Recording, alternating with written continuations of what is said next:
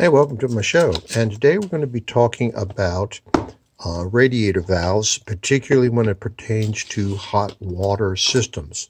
So I have an example of 1.25 inch, 3/4, and 1/2 inch hot water radiator valves, probably from the 20s and 30s. Generally, you can tell that they're of the older type is because they are nickel plated. This one here is marked Detroit. Maybe we can see that. This one has an H with the circle, which I believe is Hammond, and this one has the logo there. The name of this particular logo escapes me. This is the 1/2 inch one. Fairly common type with the tang and the 2 stops, which allow this to only be turned 180 degrees on off. Focusing is a little problem. There we are. And let's see if I can turn this thing. There you can see the inside.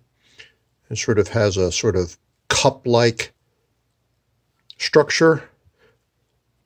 You can see it's been leaking over the years with corrosion and buildup. See if I can turn this. You can see that you can vary the flow, and then it stops. So you rotate it through 180 degrees. This one was taken out of service because even in the closed position, the customer was complaining that it allowed too much flow, and it was replaced with a more modern type with a tighter shutoff.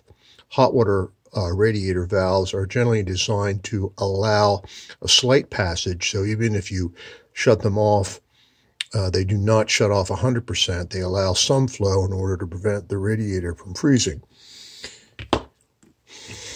This is a fairly common type, although it's not nickel plated.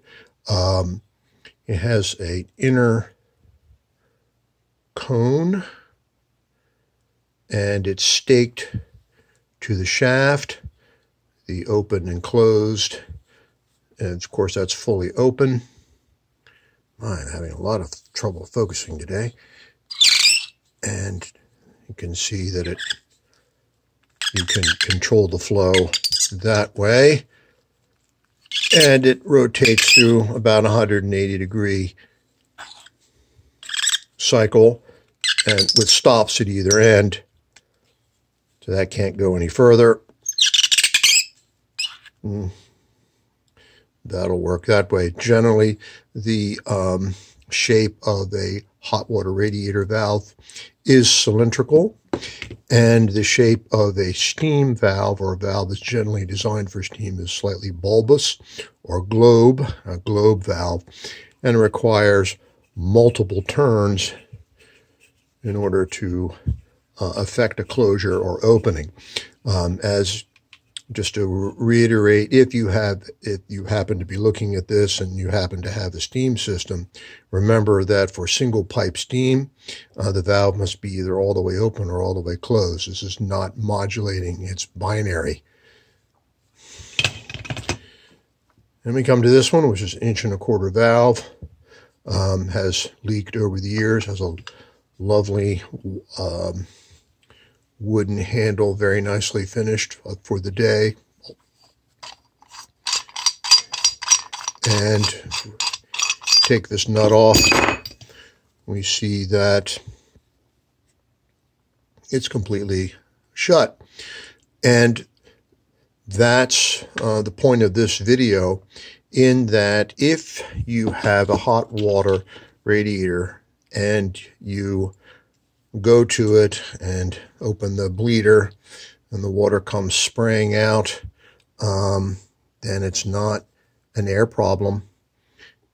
There's a flow problem in general.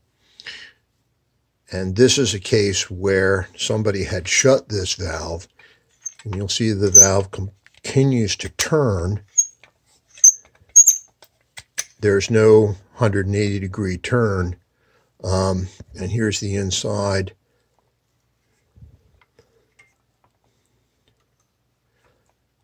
and it's going to try to catch, but it's bent. Somebody really had to try to, in the last desperate attempt.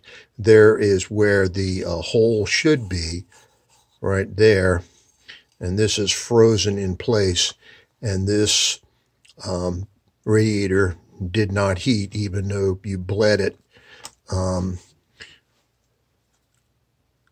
So the only way to fix this is you have to drain the system below the level of the radiator and remove the valve and the spud. Again, I want to emphasize that if you replace a radiator valve, the spud, this is the part that threads inside the radiator, and the valve must both be replaced, since they are a matched set in general, and you are risking a leak if you do not use the spud that comes with the radiator, because it depends on metal to metal contact. So thank you very much. I hope this helps point one to that pesky problem where the radiator doesn't heat even though you bled it, and the valve turns, but it doesn't seem to do any good. Thank you very much, and I'll see you on the next one.